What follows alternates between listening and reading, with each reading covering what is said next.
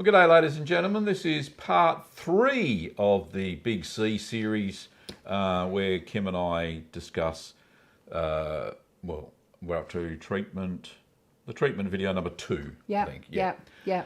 All right, so where we last left off was Kim was talking about hair loss and how to prevent it if needs be using the Paxman machine. Exactly. Her experience with that. Yeah. And we'll move on. So after your first session of chemo... is that where you want to start?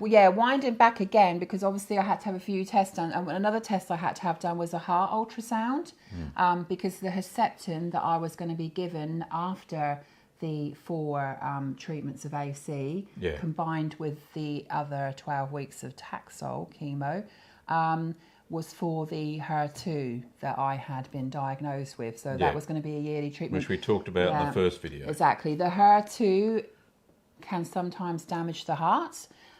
So I had to have a heart ultrasound done every 3 months, didn't I? Yeah. Just to check that my heart was still working okay. Because obviously if at any stage the heart starts to look a bit unhappy, then they'll stop that treatment. So they do a baseline scan to start with, and this is what Kim's talking about now. Yeah, so, touch wood, I think I was okay. Yeah. What's the machine called? Can you remember? It's echocardiogram I had to have done. Yeah, an echocardiogram. So that was basically just an ultrasound around the breast. It's an ultrasound of the heart to see if it's working properly. Oh gosh, I just banged my thing a couple of times there then. That's okay, sweetie. Sorry, so it might be... so anyway... we can fix that. So prior to having my first treatment, and obviously, yet again, I have to say thank you so much to my lovely family, obviously my husband, and my amazing friends, both here in Australia and England, that just continuously gave me support. I wasn't out. I don't want anybody to feel sorry for me, but having those friends that, now and again I got a bit teary with, just to give me, the reassuring words to just keep going, you can get through this. Yeah. I also, during that time, I made an appointment to see my own GP here in Melton.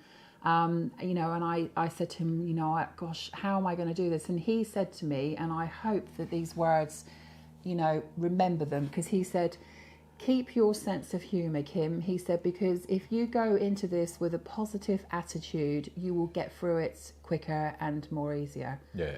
Is that the right way? Yeah, and the healing will be faster. Yeah, he said, if you get yourself down about it, he said, cry when you need to. He said, that's fine. He said, but if you start to get yourself depressed and low, he said, your treatment will be slower and, you'll get depressed. He said, so keep your sense of humour. So I think, all the time I had chemotherapy, we were always laughing and joking with the nurses. Yeah.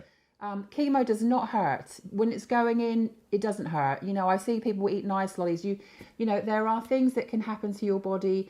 You get blood tests done every week prior to treatment so that your oncologist can keep an eye on your levels to make sure that your body is going okay. So do you want me to explain that a little bit more? Yeah. So in between, there's 3 weeks gap between each dose of AC.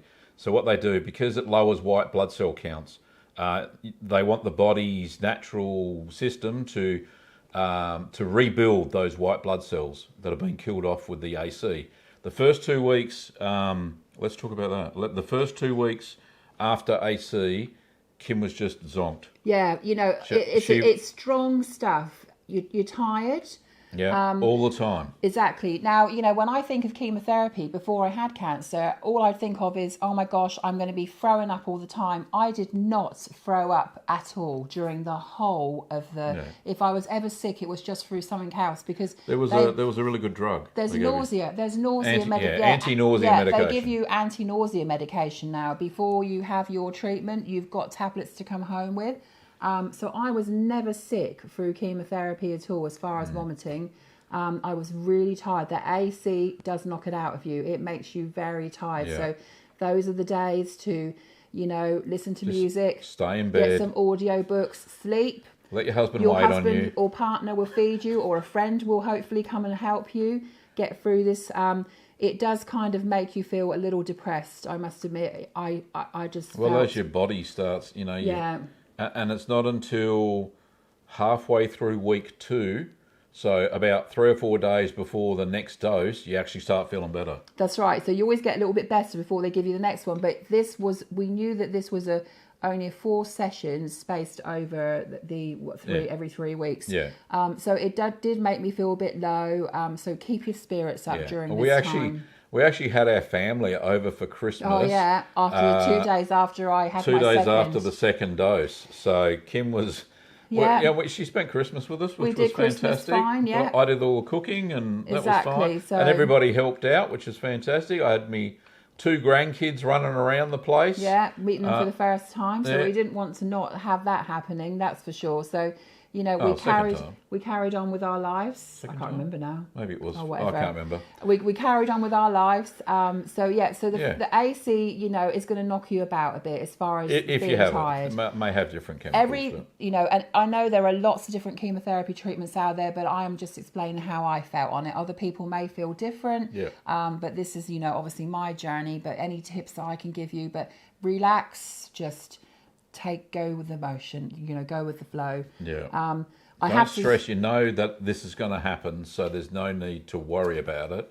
Exactly. Just work through it. Exactly. That's what you did. That's right, you know, but like the doctor said, keep your sense of humour, try to remain positive because you will get through it. Don't read crap on the internet. I did that, it depressed me. Don't read it. Your journey is your own journey. So, you know, like I think Gavin put the link up to that book yesterday if you can get hold of that and have a read of it. Yeah, in the first Yeah, part. it explains the different types of breast cancer, you know, and what the treatment will be and stuff like that. So I also, prior to chemotherapy starting, because obviously the majority of my family and friends are over in England, and I just have to show you, this is the most amazing box that came through the post for me. Yeah. And it says the Southampton support team on it.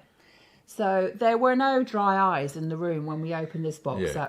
So you're going to open it up? Yeah, so I opened it up and there are 3 teddies in this box. And one of them says Jane. Which is your sister. Yeah, my sister, my friend Linda, and my other lovely friend Anna. And they all came with a little envelope attached to them. Sitting on the mic. And they all came, sorry, I hope you heard that. And they all came with a little envelope for each one of them. And they basically, each one said, Had a little note in it, wasn't it? I'm going to be there to give you strength and cuddles and hugs. And I'm going to be there when you want to have a cry and stuff like that. So, you know, oh my gosh. So you took that to every session? To start with. Yeah. So these little guys came into the hospital with me and they sat next to my chemo chair. I've got a photograph, haven't I, Gavin? I'll put it up. They sat next to me in the hospital every time I had chemotherapy to start with. I couldn't, eventually that had to change, but obviously we'll talk about that. But, you know, what a lovely, beautiful present to get in the post. And to take with you to the sessions. And to take with me, because they couldn't... All the nurses couldn't stop talking about it. I know, because they obviously couldn't be over here with me. You know, so they sent these little teddy bears with to be in spirit. You know, so they are all in the box there for me. So you know, that was just beautiful. But you know, I know there was times when I used to talk to my friends in England and stuff, and it was, you know, probably about the evening time over in England, and I know the nurses said hello to a couple of my girlfriends and family over in England, which was just lovely. So thank you guys. Love you. All right, so treatment carried on, so over Christmas. Yeah. And then I think we got to the end of session 4. And we went, thank goodness that's over. So, you know, because other things that you will notice things going on, sometimes your nails will start to not look great because, like Gavin said, it attacks all the fast-growing cells. My nose was always getting blocked and stuff like that. So and sometimes you'd get like some ulcers in your throat and stuff like that. And one of the other things, I don't know if you were going to mention it, but all the hair on the rest of her body. Oh, that's right. On the rest of the body started to drop off. Fortunately, my eyebrows and my eyelashes stayed for a long time because I think that the coolness of the cat came down. But yeah, everything else, even the lady garden, was bare. Honestly. Anyway, well, people need to know. People say, you know, try and take a good thing out of bad things. And the good thing from that was I didn't have to shave anymore. Not, you know, shave your legs. Shave my legs, my armpits. It was great. So, you know, it's a good thing out of a bad thing. It was amazing. Out of a bad situation. Exactly. Yeah. So, you know, that probably started, I reckon I started to lose a few hair, you know, strands out of my hair. My hair really stayed full. But I remember sitting there one day and, you know, I have a bit of hairy arms and I was just doing this and it was all coming off. You know, and it was just falling out. So I think that tends to, you start to lose your body hair probably after about the second session. To going on towards the third. So that happened. You are always given so much information and booklets to read and stuff like that from the nurses and the oncologists to explain. They are there for you 24 hours a day. I even got cards given to me that if I was ever admitted to hospital for any other reasons, I had to show them the card that I was going through chemo, and I would had to be seen within 30 minutes. So you felt well looked after. And every time you went in, they, you know, your oncologist would come in while you were having chemo, say, how have you been going, Kim? Any problems? And if there was anything you were worried about, you talk to them about it, don't you? So. And it was good because during the sessions there was there's some lovely nurses there, and Heather, Joe, Danny.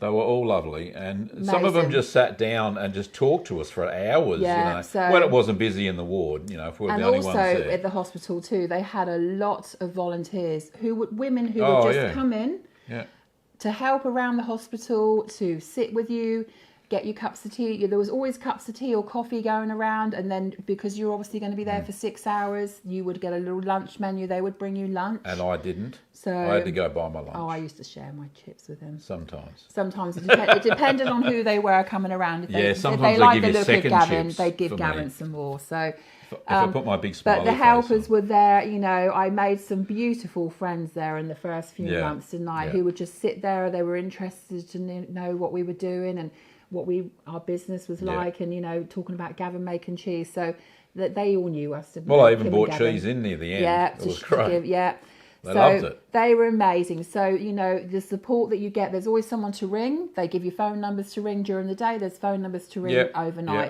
if you're ever worried. After your treatment, So, you know, you are so well looked after. You have like this whole massive medical blanket wrapped around you, and you are so cared for. So you are not alone going through this journey at all. We were put in contact with the McGrath nurse, Leanne. She was there. She was there at the first diagnosis. A couple of times at the surgeon's office.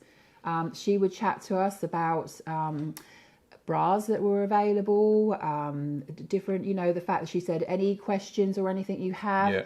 There were the facilities for me to go and do physiotherapy, talk to other women, have counselling. There was everything available for us. They had a massive wellness clinic. Up until a point. Yeah, a wellness clinic, wasn't there, in the base hospital, where they had this massive room downstairs that had been donated to by people, where people could come for partners and stuff. For partners. So while your partner was going through chemo, if you had kids, there was a little playroom in there. There was a kitchen. There was a library. There were places for you to try wigs on. There were hats there. You know, it made me cry when I first saw it because it was just so lovely. There was food and fruits constantly there, and they were all free for you to use while your partner was going through chemo. So that was amazing, you know, and I just thought to myself, well supported. So kind. It is. People were great. just so lovely. So that was that. When did you finish the AC? I think the AC was finished probably about the end of February. So we're going into 2020, aren't we? Yes, and then COVID struck. Oh, gosh. Goodness me. You know, so that started. So I think at the end of AC, I was then on Taxol, which was every week, wasn't it? Every single week. For 12 weeks. So that's another type of chemotherapy. Then they were also administering the Herceptin as another dose afterwards for the HER2 for a year. So, you know, every session prior to that, Gavin came in with me. Herceptin, though, was once every 3 weeks. Every 3 weeks. So Taxol was every week, but then every third week she got an extra bag of hooked Herceptin, on. And I think those sessions would probably be about 3 hours long, weren't they? A lot shorter. Still wearing the cold cap up until then. And then COVID struck. So we were talking about March 20, weren't we? Yeah. Then they started lockdowns. So basically, you know, Gavin and I said, because we knew that the cold cap was I added taking an extra two and a half hours. Yeah. And and Gavin and I both said, I know it's a vanity thing because we don't want to lose our hair, us ladies, do we? But I said to Gavin, I can't ask the nurses to take their time out when, it's so frightening at the moment to put this thing on my head.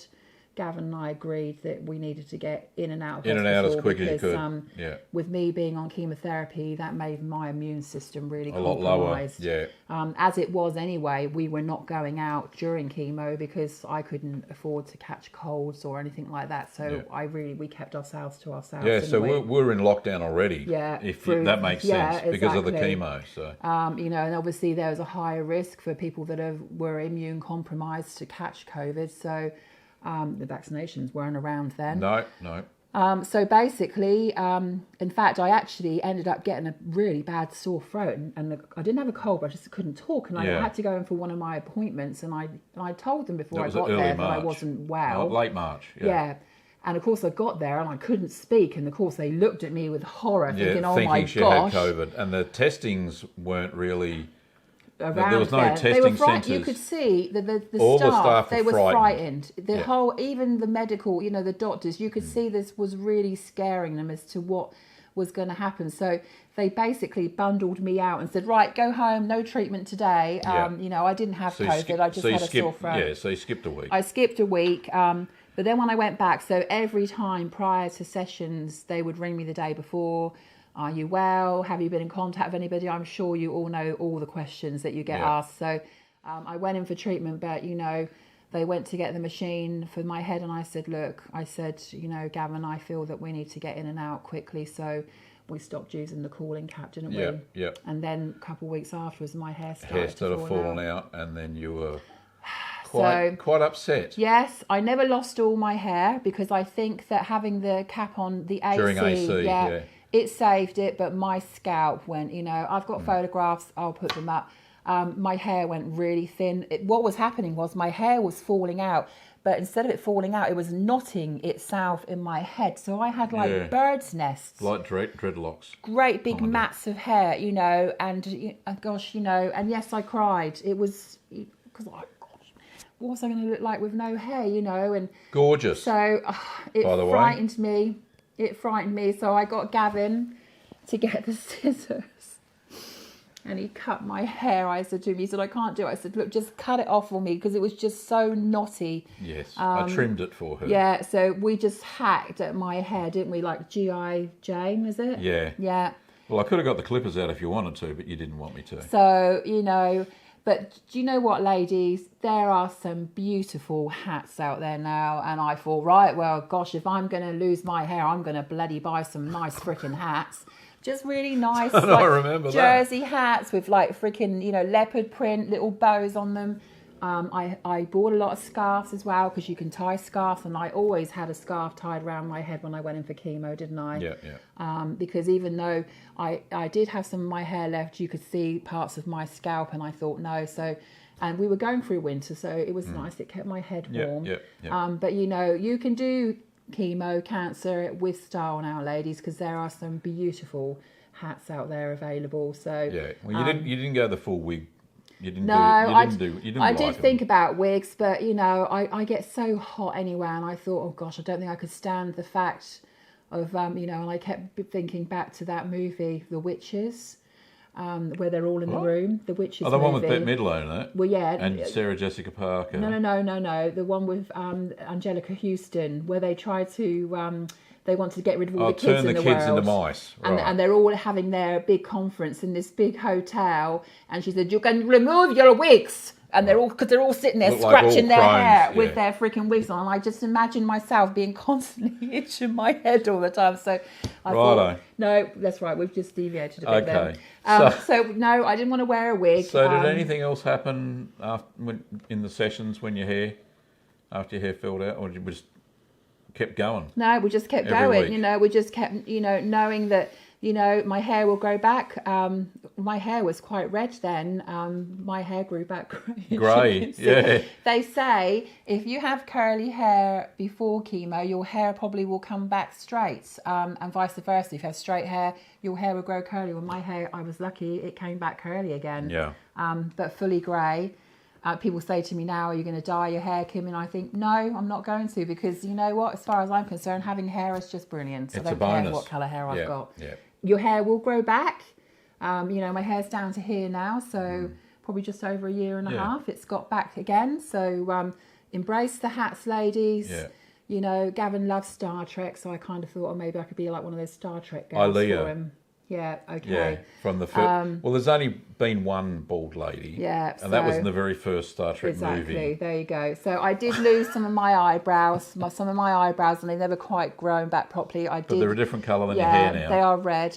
I did lose a lot of my eyelashes too, though, didn't I? They all grew back. But they came back really long. So yeah, I think it was like you had lashes. You have to just keep making sure that you lose eye drops, because you don't realise how much your eyelashes stop all the grit and stuff going in your eyes. So my eyes were constantly feeling gritty all the time because I didn't have those eyelashes flicking stuff out. Right. So, but it all grew back. So that's the end of chemo. Yes. And that's the end of this episode. Yep. So that was part 3. Thanks for watching so far, and I hope you're all still sticking around. Yeah, I hope you haven't fallen asleep. Yeah, and we will be describing radiotherapy next. I think so, yes. Yes. Yeah. Okay. All right, I'm Gavin. I'm Kim. And we will see you in the next episode. Okay. Bye-bye. Bye.